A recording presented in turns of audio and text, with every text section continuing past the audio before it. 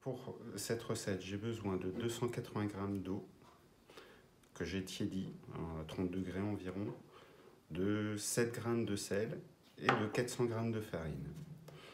Je vais m'équiper également alors d'une corne, ça c'est important, et d'un coupe-pâte. Vous verrez que les deux sont similaires, mais on va les utiliser différemment. Quand on va racler les bords d'un bol rond, du coup ça sera beaucoup plus efficace. Et d'une petite spatule aussi. Pour la fermentation, moi j'utilise un bac avec un couvercle en plastique que je vais huiler très légèrement pour bien pouvoir détacher, débaquer la pâte quand elle sera fermentée. Et comme on fait fermenter longtemps, avoir un couvercle c'est super pratique et beaucoup plus pratique qu'un torchon. Donc première étape, on va phraser, c'est-à-dire mélanger les ingrédients de base. On ne va pas trop travailler la pâte, on va vraiment respecter la farine et on va la laisser reposer pendant 1 heure. A tout de suite.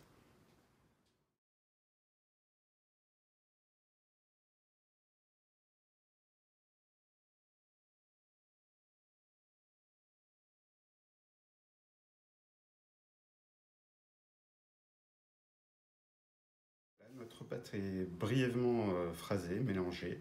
Vous avez vu, on peut tout faire à la corne et surtout ça permet de garder un bol propre et d'éviter les croûtes. On va le recouvrir d'un linge humide, c'est très important pour que ça ne croûte pas. Et on revient dans 1 heure pour rajouter le levain et attaquer la phase de pétrissage. Allez, à tout de suite.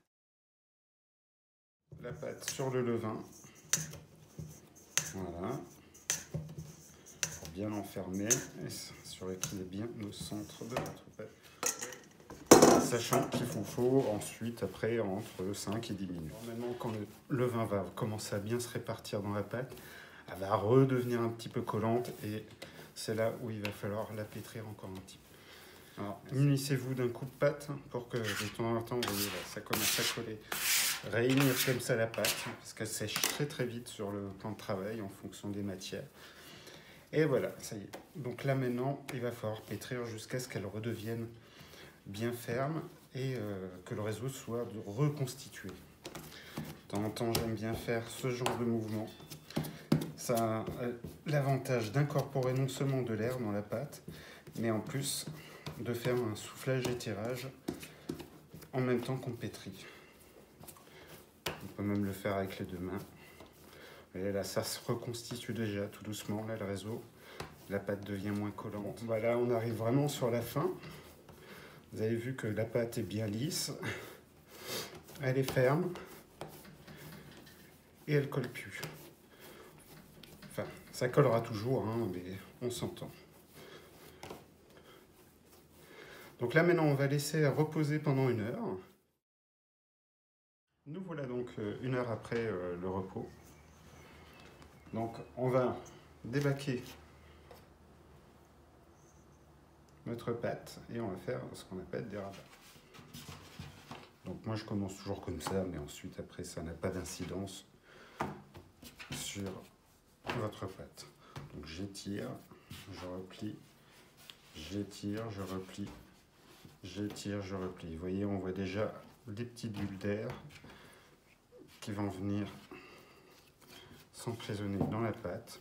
On n'hésite pas, voilà, on l'attend bien et on lui donne de la force. Vous voyez, et puis ce faisant, on a déjà commencé à incorporer de l'air à l'intérieur de la pâte.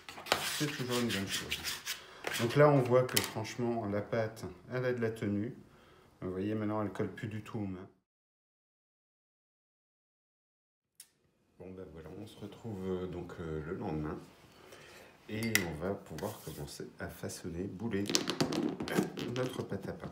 Alors, première chose à faire, c'est de débaquer, c'est-à-dire sortir la pâte du pain. Alors, comme vous pouvez le voir, elle a bien pris en volume. Hein. Normalement, elle devrait ressembler à ça. On prend son coup de pâte, on pousse la pâte à l'extérieur des parois. Je vous montre juste ça. Vous voyez là toutes les petites bulles de mousse. Là, votre pâte, elle est parfaite.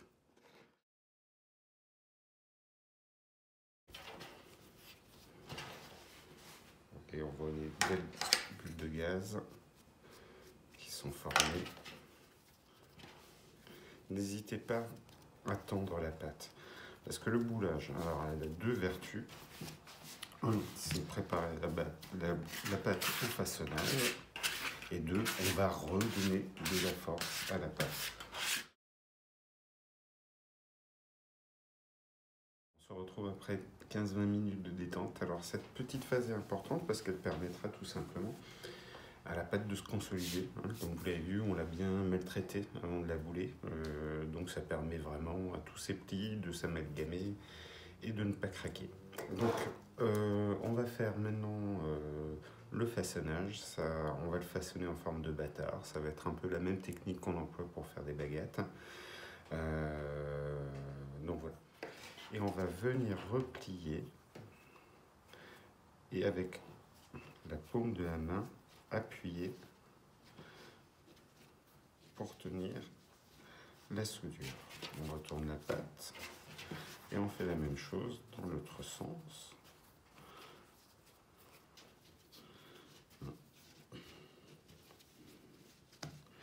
Et ensuite, on vient replier une dernière fois l'ensemble des rabats sur un dernier. Ouais, alors avec le pouce, j'insère à l'intérieur et avec la paume, j'appuie pour bien souder. Donc là, on a formé, si on voulait faire une baguette, on a tout simplement ce qu'on aurait fait, c'est la rouler un petit peu plus finement. Là, on va faire un bâtard, donc on va faire de telle manière qu'on ne va pas trop l'étaler. On prend bien le coup de pâte pour s'assurer que la pâte est bien détachée. Pas trop de farine sur le plan. Et alors on laisse, on pousse sur les extrémités et on laisse la pâte aller et revenir en avant, en arrière. Et voilà. On en fait quelques-uns. La soudure va commencer à se fermer.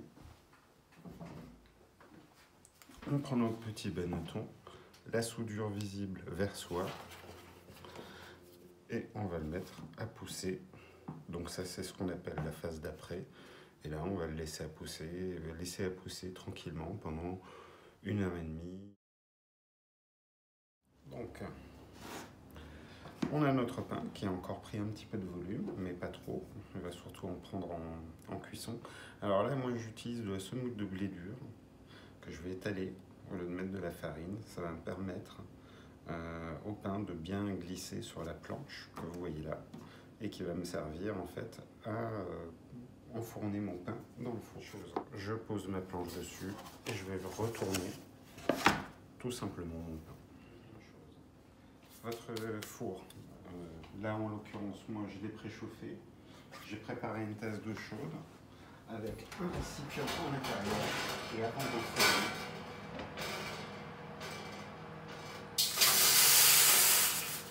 je vais faire ce qu'on appelle la grille. Donc moi j'utilise une lame de rasoir toute bête et là on va faire une ligne simple de bâtard qui va être dans le sens de la longueur. Si vous avez des baguettes et que vous voulez faire des belles grignes à la baguette, vous allez partir d'un côté et vous allez tirer jusque le long. Mais on va être plus sur la longueur que sur les côtés. Si vous faites sur les côtés, votre pain va craquer. Donc il faut vraiment faire le long. Donc là, on n'hésite pas à bien assiser. J'enlève l'excédent de farine. Inutile que ça se retrouve sur la plaque de cuisson ou sur votre pierre ou dans le four. Voilà, c'est vite fait. Avec un petit coup de pinceau. Alors, on ouvre. On le serre. Et on ferme.